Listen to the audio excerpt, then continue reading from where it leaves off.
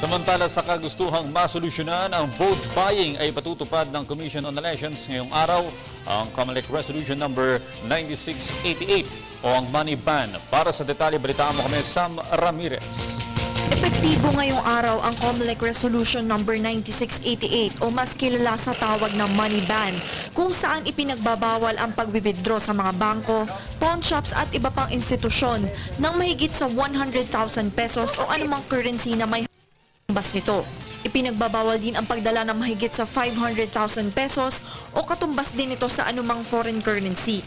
Katuwang sa pagpapatupad sa nasabing resolusyon ang mga COMELEC checkpoints na nakakalat sa iba't ibang bahagi ng bansa.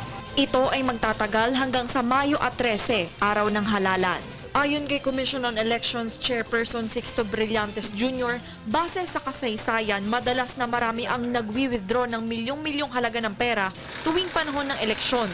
Konklusyon nila ay ginagamit ito sa isang matagal ng suliranin ng bansa tuwing halalan, ang vote buying, dahilan para sa pagpapatupad ng money ban. Tutol naman sa bagong patakaran ng COMELEC ang Bangko Sentral ng Pilipinas. Makakaapekto daw kasi ito sa kalakalan ng bansa dahil mababawasan ang sirkulasyon ng pera sa merkado. Nag-uulat para sa Telebisyon ng Bayan, Sam Ramirez.